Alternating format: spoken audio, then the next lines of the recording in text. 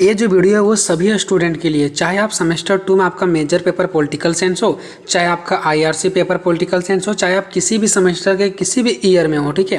तो सबके लिए इंपॉर्टेंट होता है, क्योंकि हम वही वीडियो बनाते हैं जो इंपॉर्टेंट होता है, ठीक है। तो देखो ये क्वेश्चन बोल रहा है कि संप्रभुता के एकलवादी को ही हम लोग बोलते हैं अद्वैतवादी सिद्धांत की आलोचनात्मक व्याख्या करें। हो सकता है यही क्वेश्चन आपको घुमा करके दे सकता है ऑस्टिन के संप्रभुता सिद्धांत के बारे में बताइए, ठीक है। तो ये भी आपको लिखना है। हालांकि आप क्वेश्चन का जब आंसर पूरा पढ़ोगे ना, तब आपको समझ में आ जाएगा कि क्वेश्चन चाहे किसी भी प्रकार का घुमा के दे दे, चाहे संप्रभुता के एकलवादी दे दे, चाहे संप्रभुता के अद्वैतवादी दे दे, चाहे तो ऑस्टिन के संप्रभुता सिद्धांत दे दे, सबका आंसर सेम बनेगा, ठीक है। इसके पहले हमने बताया था संप्रभुता के बहुलवादी सिद्धांत, अगर नहीं देखे हैं तो जाकर के देख लो, वो भी इंपॉर्टेंट है। और ये मोस्ट इंपॉर्टेंट क्वेश्चन है खास करके सेमेस्टर 2 वालों के लिए, क्योंकि एग्जाम में आपके विद्यागेश में भी दिया गया क्वेश्चन है, ठीक है।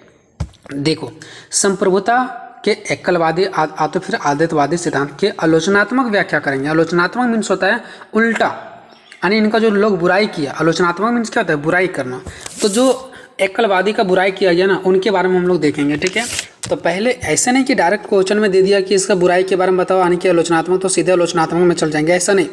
हम लोग शुरू से जाएंगे और लास्ट तक पहुँचेंगे, ठीक है। तो पहले जानेंगे कि संप्रभुता का अर्थ क्या होता है। देखो, भारत जो है ना, वो एक संप्रभु राज्य है, संप्रभु देश है। क्यों? क्योंकि भारत को कोई दूसरा देश ये नहीं बोल सकता कि आपको ये कानून बनाना ही बनाना है, आप ऐसे चलोगे नहीं। भारत एक संप्रभु राज्य है, मतलब ये अपने आप पर आत्मनिर्भर है। ये जो मर्जी, वो जिस हिसाब से इसको अच्छा लगेगा वही हिसाब से चलेगा। तो अपना मर्जी से चलना ही हमारा क्या कहलाता है? संप्रभुता कहलाता है, ठीक है। संप्रभुता का अर्थ होता है सर्वोच्च सत्ता, यानी भारत के पास क्या है? एक सर्वोच्च सत्ता है। इसका सत्ता कोई ले नहीं सकता है और कोई इसमें अपना दखलंदाजी कर भी नहीं सकता है ना। इसलिए संप्रभुता किसी राज्य के सर्वोच्च सत्ता को कहा जाता है। संप्रभुता किसको बोलते हैं? किसी भी राज्य का, राज्य मतलब होता है देश, किसी भी देश के सर्वोच्च सत्ता को कहा जाता है। यानी भारत की जो सर्वोच्च सत्ता है, इसी को तो संप्रभुता कहते हैं ना। आखिर भारत अपने आप पर निर्भर क्यों है? क्योंकि इसके पास सर्वोच्च सत्ता प्राप्त है, सबसे ज़्यादा शक्तिशाली ऐसे, ठीक है। तो ध्यान रखना है, संप्रभुता का अर्थ होता है सर्वोच्च सत्ता, और संप्रभुता किसी राज्य के सर्वोच्च सत्ता को ही कहा जाता है, ठीक है। संप्रभुता किसे कहते हैं? जिस राज्य के पास सर्वोच्च सत्ता होता है उसी को संप्रभुता कहते हैं। आगे देखो, और भी सिंपल लैंग्वेज में मैंने आप सभी को समझा रखा है। एक देश के ऊपर शासन करने का पूरा अधिकार उसी देश की सरकार के पास होना संप्रभुता कहलाता है। देखो, मान लो भारत देश है, ठीक है। अब भारत देश के ऊपर जो है वो शासन करने का क्या कोई दूसरा सरकार का अधिकार होगा? नहीं, इसी देश के सरकार, मतलब हमारा प्रधानमंत्री भी अगर शासन कर रहा है तो इसी देश का है। तो किसी भी देश के ऊपर शासन वही के देश के सरकार करेगी, ठीक है। तो ये हमारा संप्रभुता कहलाता है। कोई दूसरा देश आकर के यहाँ पे शासन नहीं कर सकता है, ठीक है। कोई दूसरा देश के प्रधानमंत्री या तो सरकार वहाँ का आकर के यहाँ पे शासन नहीं कर सकता है। उसी देश के उसी सरकार शासन होना चाहिए, तो इसको बोलते हैं संप्रभुता, ठीक है। मतलब खुद पे निर्भर होना, खुद का अपना निर्णय लेना, किसी दूसरे या तो कोई दूसरा देश हो गया, वो सब चीज़ों को, लोगों का बातों नहीं मानना, ठीक है। अपने हिसाब से चलना। कोई देश अपने आंतरिक और बाहरी मामलों में पूर्ण रूप से स्वतंत्र है और किसी विदेशी सत्ता के अधीन नहीं है। देखो, वही बात आ गया कि कोई भी देश जो संप्रभु होता है, मतलब जो खुद पर निर्भर होता है, वो आंतरिक और बाहरी मामलों में, चाहे वो देश के अंदर के मामले हो चाहे देश के बाहर के मामले हो, उस पर पूर्ण रूप से वो स्वतंत्र होता है अपना निर्णय लेने के लिए, ठीक है। चाहे बाहर की बात हो देश का या देश के अंदर की बात हो, उसको कोई सुझाव नहीं दे सकता। वो खुद अपना स्वतंत्र होता है, वो जो मर्जी वो कर सकता है और किसी विदेशी सत्ता के अधीन नहीं है। विदेशी मतलब दूसरे देश, बाहर के देश, और बाहर देश के अधीन नहीं है कि बाहर देश जैसा बोलेगा वैसा करेंगे, बिल्कुल ऐसा अधीन नहीं है, ठीक है। ये हो गया। उसका नेक्स्ट पॉइंट देखते हैं। वह देश अपनी नीतियों को बनाने तथा उन्हें लागू करने में पूरी तरह स्वतंत्र है। मतलब जो संप्रभु राज्य होता है, संप्रभु देश होता है ना, वो अपने नीति को बनाने में और उसे लागू करने में बिल्कुल स्वतंत्र होता है। कोई से ज़बरदस्ती कोई नीति बनाने के लिए या तो फिर लागू कराने के लिए कोई ज़बरदस्ती इसको थोप नहीं सकता, ये अपना मर्जी से बनाएगा, ठीक है। किसी दूसरे देश उसके आंतरिक और बाहरी मामलों में कोई हस्तक्षेप नहीं कर सकता। मतलब कोई आंतरिक या बाहरी मामलों में, चाहे हमारा देश के अंदर मामला का हो चाहे बाहर मामला का, कोई दूसरा देश इसमें कोई भी हस्तक्षेप नहीं कर सकता है। समझ गए? तो ये हम लोगों ने सिर्फ समझा संप्रभुता का अर्थ क्या होता है। बस समझ गए होंगे आप लोग कि संप्रभुता का अर्थ क्या होता है। देखो, अब हम लोग संप्रभुता का अर्थ तो हम लोग समझ लिए। अब हम लोग समझेंगे एकलवादी सिद्धांत, क्योंकि यहाँ पे बोला गया है कि संप्रभुता की एकलवादी सिद्धांत है ना। तो संप्रभुता मतलब तुम लोग समझ गए। अब जरा सा समझते हैं एकलवादी सिद्धांत के बारे में कि एकलवादी सिद्धांत क्या है। तो देखो, एकलवादी सिद्धांत को निम्न नामों से पुकारा जाता है। देखते हैं कि एकलवादी का कितना नाम है, ठीक है। तो यहाँ पे आप लोग देख सकते हैं, क्वेश्चन अगर आपको चेंज करके देगा तो यहीं से देगा, ठीक है। एकलवादी का अलग अलग नाम है। इसको हम लोग अद्वैतवादी भी बोलते हैं, राज्य पूजा का सिद्धांत भी बोलते हैं, ऑस्टिनवाद भी बोलते हैं। तो क्वेश्चन आपको ऐसे भी दे सकता है कि संप्रभुता का अद्वैतवादी सिद्धांत का वर्णन करें, संप्रभुता का राज्य पूजा का सिद्धांत का वर्णन करें। अब ऐसे भी दे सकता है कि संप्रभुता का ऑस्टिनवाद या तो फिर ऑस्टिन के संप्रभुता सिद्धांत का व्याख्या करें। तो ये बात को आपको ध्यान रखना है, ठीक है। ये जो तीसरा नंबर में आपको दिख रहा है ना, ऑस्टिनवाद, ये जो ऑस्टिन थे ना, वो सबसे बड़ा विचारक थे, ठीक है। ये जो संप्रभुता का है ना, वो सबसे बड़ा विचारक था, इसीलिए इस पर भी इसको आधारित रख दिया गया, इसी का नाम पर रख दिया गया ऑस्टिनवाद। तो इसको इस नाम से भी जाना जाता है, ठीक है। चलो, अब यहाँ से देखते हैं एकलवादी सिद्धांत के समर्थक कि जो एकलवादी सिद्धांत था उसका समर्थक कौन कौन थे, ठीक है। तो एकलवादी सिद्धांत के निम्न समर्थक थे, जीन थे, बोंदा थे, हीगल थे, रूसो थे और ऑस्टिन इत्यादि थे। लेकिन आपको इसमें से जो सबसे खास याद रखना वो याद रखना ऑस्टिन, ये सबसे बड़ा विचारक था इसका, ठीक है। तो एकलवादी सिद्धांत के कौन कौन सा समर्थक थे, कौन कौन विद्वान थे, तो जीन, बोंदा, हीगल, रूसो, ऑस्टिन इत्यादि थे, ठीक है। लेकिन ऑस्टिन का आपको नहीं भूलना है, क्योंकि जो संप्रभुता का एकलवादी सिद्धांत डिपेंड है ना, वो पूरा ऑस्टिन पे ही डिपेंड है, ठीक है। तो ऑस्टिन समझ जाओ, ऑस्टिन ने ही लाया है एकलवादी, ठीक है। तो ऑस्टिन का सिद्धांत बोलो चाहे एकलवादी सिद्धांत बोलो, बात एक ही पड़ेगा, ठीक है। समर्थक तो बहुत हैं, जीन है, बोंदा है, हीगल है, रूसो है, लेकिन एकलवादी को जो लाने वाले थे वो ऑस्टिन ही है, ठीक है। ये आपको ध्यान रखना है। तो हम लोगों ने देखा कि एकलवादी को कितना कितना नामों से जाना जाता है, ये भी मैंने देखा। फिर मैंने ये देखा कि एकलवादी जो सिद्धांत है इसके समर्थक कौन कौन से हैं, तो हम लोगों को वो भी देख लिया। अब देखते हैं एकलवादी की कुछ परिभाषाएं, ठीक है, कि एकलवादी का कुछ लोग जो विद्वान थे उसने क्या क्या परिभाषाएं दी। तो देखो, हॉब्स के अनुसार, हॉब्स भी किसका है, इसी का समर्थक है। भले यहाँ पे मैंने नाम नहीं लिखा है, क्योंकि एकलवादी के अंदर जितने सारे विद्वान का नाम आएगा वो सब इसी का समर्थक थे, ठीक है। तो हॉब्स ने क्या कहा है एकलवादी के बारे में, देखो, संप्रभु ही एकमात्र विधायक है और प्रमुख कार्यकारी और मुख्य न्यायाधीश हैं। सॉरी दोस्तों, यहाँ पे थोड़ा सा मिस हो गया है। यहाँ पे एकलवादी की कुछ परिभाषाएं नहीं होगा, बल्कि यहाँ पे संप्रभुता की कुछ परिभाषाएं होगा, क्योंकि हम संप्रभुता के अंदर एकलवादी पढ़ रहे हैं, ठीक है। तो एकलवादी यहाँ पे कोई परिभाषा नहीं है, बल्कि संप्रभुता की परिभाषा। तो यहाँ पे आप लोग जहाँ पे एकलवादी वहाँ पे कर देना संप्रभुता की परिभाषाएं, यानी कि जो एकलवादी के अंदर जो विचारक थे ना, एकलवादी के अंदर जो विचारक थे उसने संप्रभुता की परिभाषा दी है, ठीक है। तो आपको लिखना है संप्रभुता की कुछ परिभाषाएं, ठीक है दोस्तों, ठीक है। अब देखो, हॉब्स के अनुसार, हॉब्स ने ये कहा कि संप्रभु ही एकमात्र विधायक, प्रमुख कार्यकारी और मुख्य न्यायाधीश है। मतलब इसने ये कहा, देखो, कि संप्रभु मतलब क्या होता है, संप्रभु का मतलब होता है वह देश जो अपने आप फैसला ले सकता है। अब मान लो भारत का एग्जांपल ले लो, भारत एक संप्रभु राज्य है और यहाँ पे कार्यपालिका भी है, विधायिका भी है और न्यायाधीश यानी कि न्यायपालिका भी है, तीनों है। और जिस देश में तीनों होता है वो देश बिल्कुल अपने आप पे स्वतंत्र होती है कार्य करने के लिए, ठीक है। उसी को तो संप्रभुता बोलते हैं, जहाँ पे कार्यपालिका हो, विधायिका हो, न्यायपालिका हो, ये सब काम ही तो करती है ना, फिर दूसरे की बात हम क्यों मानेंगे। तो इसी को हम लोग संप्रभुता बोलते थे। इनका ये कहना है कि संप्रभु ही एकमात्र विधायिका, कार्यपालिका और न्यायपालिका है। दूसरा, रूसो के अनुसार, रूसो ने क्या कहा, संप्रभुता समान इच्छा में निवास करती है। देखो, संप्रभुता समान इच्छा में निवास करती है, अतः संप्रभु एकमात्र हित निर्धारक है। देखो, इसका कहना है कि संप्रभुता जो है वो समान इच्छा में निवास करता है। मतलब देखो, हमारा एक देश है, हम सभी लोगों का कुछ ना कुछ इच्छा होती है कि हम ये करें, हमारा सरकार हमारा मुझे ये दे। तो सरकार अगर मान लो मुझे अगर ये कहना है कि हम लोगों को 8वां तक फ्री कर दे पढ़ाई करने के लिए, तो ये हमारा एक इच्छा हो गया। और क्या ये फैसला कोई दूसरा कोई लेगा? नहीं, हमारा संप्रभुता ही तो लेगा, हमारा देश ही लेगा, ठीक है। तो कह सकते हैं कि संप्रभुता समान इच्छा में निवास करती है। संप्रभुता समान हमारे आम जनता में भी निवास करती है, आम जनता की इच्छाओं में निवास करती है। और अतः संप्रभुता एकमात्र हित निर्धारक है। संप्रभुता कैसा हित निर्धारक है? हित मतलब क्या?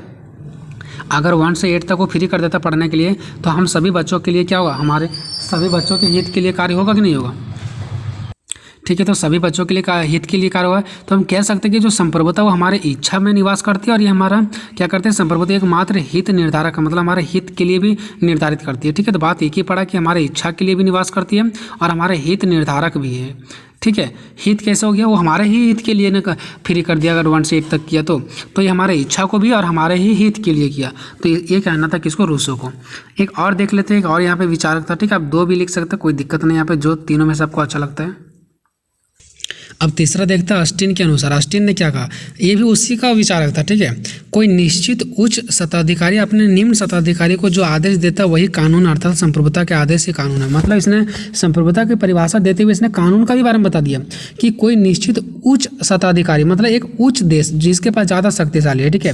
तो जो जिसके पास उच्च सत्ता होता है, ठीक है, जिसके पास शक्तिशाली सत्ता होता है, वो अपने निम्न सत्ताधारी को जो आदेश देता है ना वही हमारा क्या है, कानून है। मतलब जैसे मान लो कि भारत के एक उच्च सत्ताधारी है, पाकिस्तान के पास नीचा है, तो भारत ने जो पाकिस्तान को आदेश दिया ना वही हमारा कानून बन जाता है और वही हमारा संप्रभुता के आदेश ही कानून है।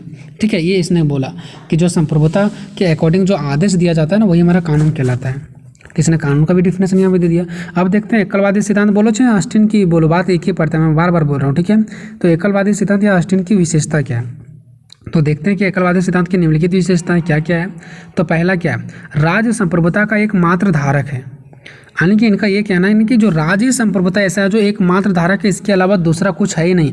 एक एकलौता राज संप्रभुता ही, जो राज्य है ना, राज संप्रभुता ही एकमात्र धारक है, इसके अलावा दूसरा कोई है ही नहीं। मतलब संप्रभुता को वो इतना इंपॉर्टेंट मानता है कि राज संप्रभुता ही एकमात्र धारक है।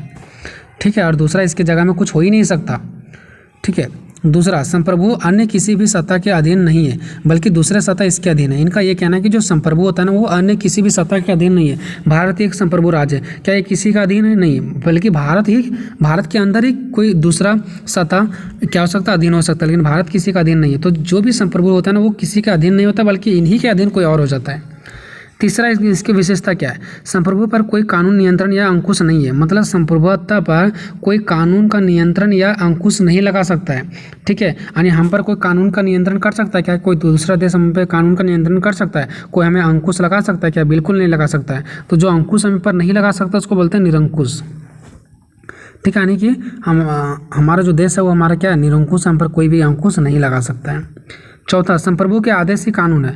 जो संप्रभु का आदेश ही कानून है। अभी मैंने कुछ देर पहले पढ़ा था कि विचारक ने कहा था कि जो संप्रभुता के अंदर जो उच्च सत्ताधारी निम्न सत्ताधारी को जो आदेश देता है वही हमारा क्या कहलाता है, कानून। तो ये भी इसका एक विशेषता है। पांचवा, संप्रभुता राज्य का परम आवश्यक और विशिष्ट गुण है। मतलब इसने ये कहा कि जो संप्रभुता है वो राज्य मतलब किसी भी देश का परम आवश्यक मतलब बहुत ही इंपॉर्टेंट और विशिष्ट गुण है कि किसी भी राज्य में अगर संप्रभुता नहीं है तो वो राज्य नहीं हो सकता है, वो राज्य का कोई मतलब ही नहीं बनता। तो इसका यही कहना है कि संप्रभुता एक बहुत ही इंपॉर्टेंट चीज़ है, किसके लिए, राज्य के लिए, यानी परम आवश्यक है और विशिष्ट गुण है।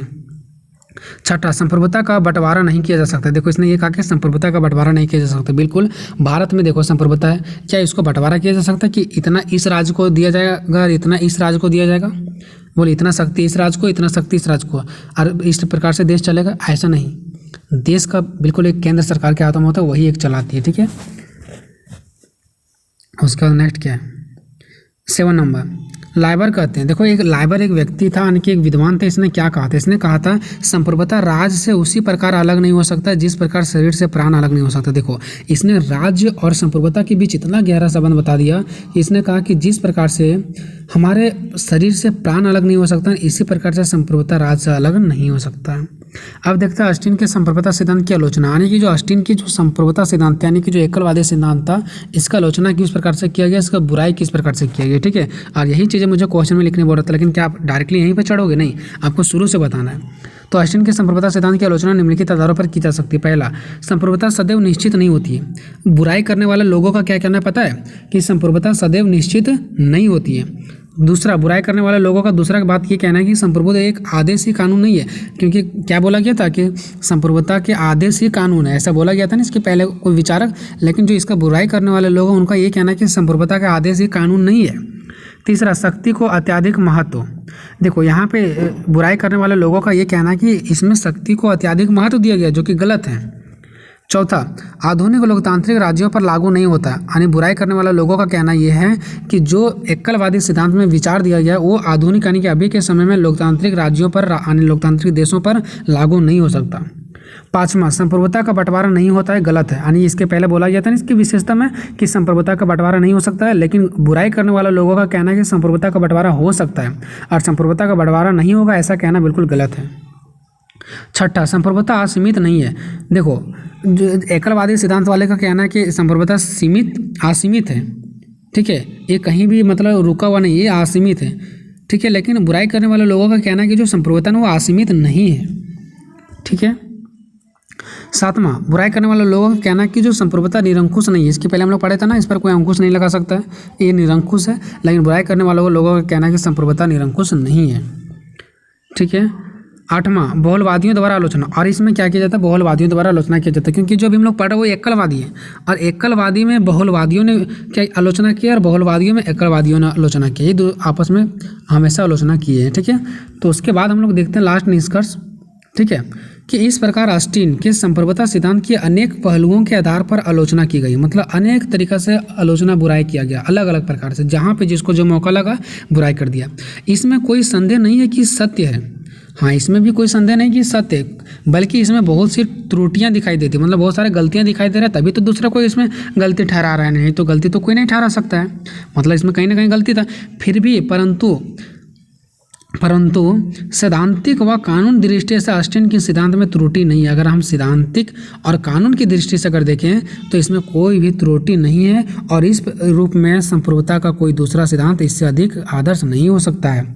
देखो, इसमें कोई त्रुटि नहीं है, ये बात आपको पता चल गया। और इस रूप में अगर मैं बात करूँ संप्रभुता का कोई दूसरा सिद्धांत तो इससे अधिक आदर्श नहीं हो सकता, मतलब कोई दूसरा ऐसा सिद्धांत आया नहीं जो इससे ज़्यादा इंपॉर्टेंट हो और ज़्यादा आदर्श हो, ठीक है। तो कहीं ना कहीं कुल मिलाकर के इसी का जो सिद्धांत है वो एक आदर्श के रूप में माना जाता है और त्रुटि ना के बराबर माना जाता है, ठीक है दोस्तों। तो वीडियो आपको कैसा लगा कमेंट बॉक्स में जरूर बताना। मिलेंगे नेक्स्ट वीडियो में, तब तक जय हिंद।